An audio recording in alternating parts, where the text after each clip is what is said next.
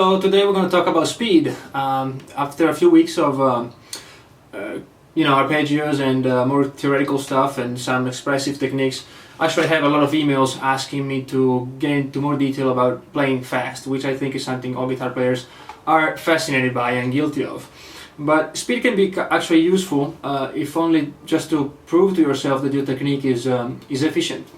And if you have an efficient technique, then you can probably play anything, and that's a good, it's a good measure of your current level as far as expressing yourself on the guitar. Just don't let speed, the good old saying, don't let speed become the goal of your practice, because then you'll just be somebody nobody wants to listen to. Alright, but speed has a place in our repertoire, if we, in our set of techniques and of skills on the guitar. And so if you want to develop it, and especially in the beginning, you should focus on exercises that emphasize speed rather than intricacy and coordination and all that. So let's say you have a scale and you start playing fragments of the scale and like sequences.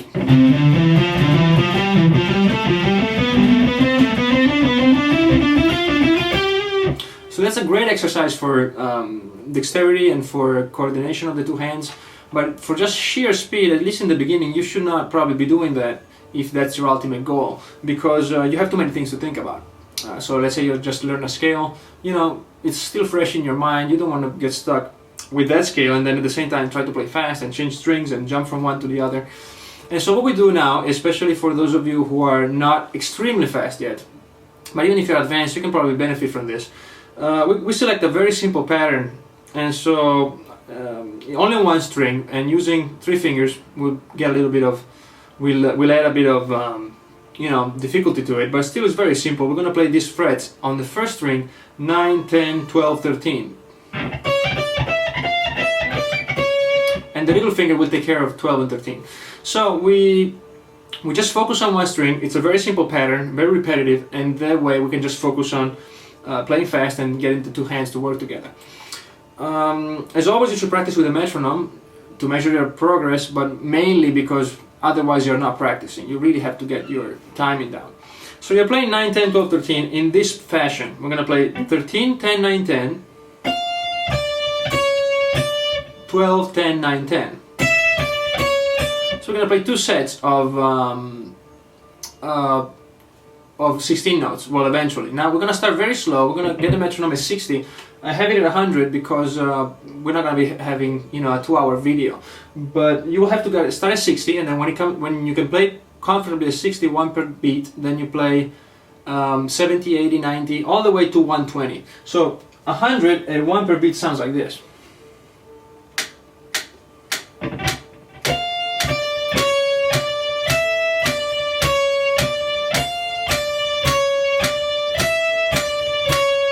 Okay, so it's really slow, but don't let that fool you. You still have to think about a lot of stuff.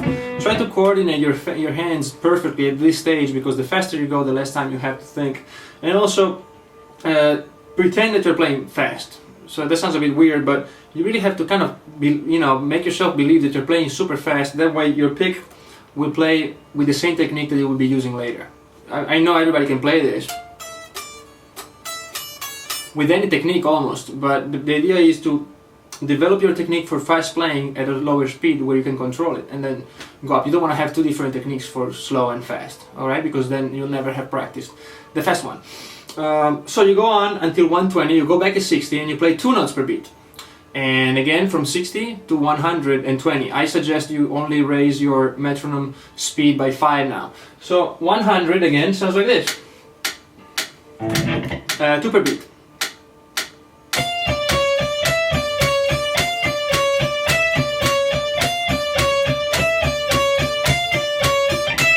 Alright, again you go up to 120, go back to 60, then go 63, 66, 69, 72, all the way again, but this time you play 16 notes, so groups of 4, and it sounds like this.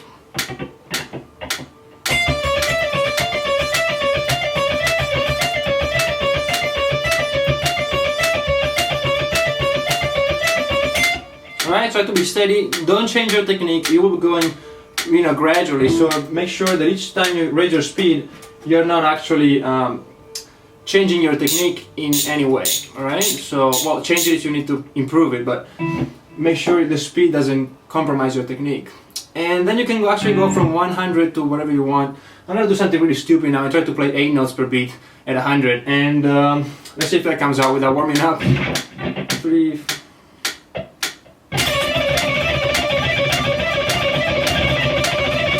Okay, so